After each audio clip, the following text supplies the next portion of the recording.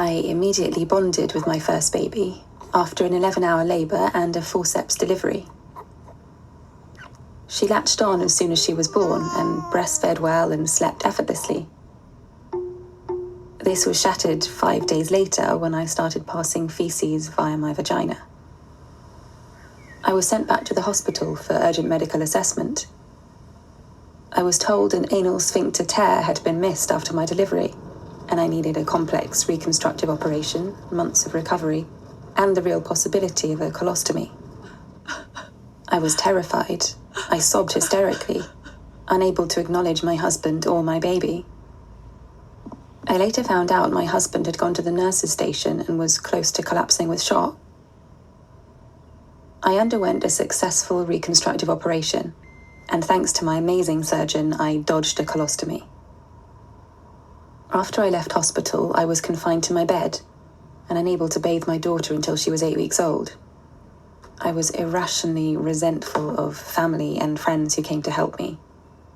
She was my baby. I wanted her to myself. Instead, I was forced to share her, and at times it was stifling. I was unable to socialize at baby groups as I could not sit comfortably for 10 weeks. I couldn't do what I love: riding horses, dog walking, swimming. I didn't really leave the house for fear of my incontinence. I couldn't have sex for 9 months. I remember mentally preparing myself for my husband to leave me, but amazingly he told me he'd never even considered it.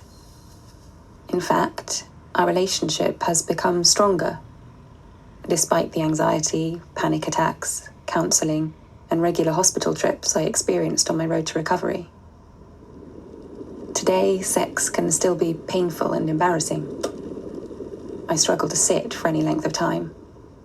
I am fecally incontinent unless I follow a strict diet, making dining out and socializing difficult. I still exercise, but I have to compensate for the pain. Even standing is difficult. And my greatest passion, horse riding, I can't enjoy without pain. If only I had been thoroughly checked after delivery. It would have saved me a lot of trauma, long-term pain, and many surgeries. I wish the obstetrician had seen me as an individual, and not just another patient in labour. As a young woman, with a healthy sex life, with a career, who should be able to live her life fully. They let me down.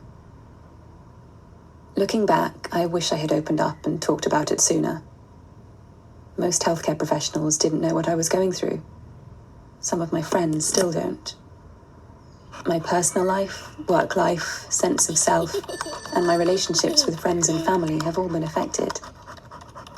Both negatively, but also positively. In spite of everything, I went on to have a second child and had a safe and successful second birth experience.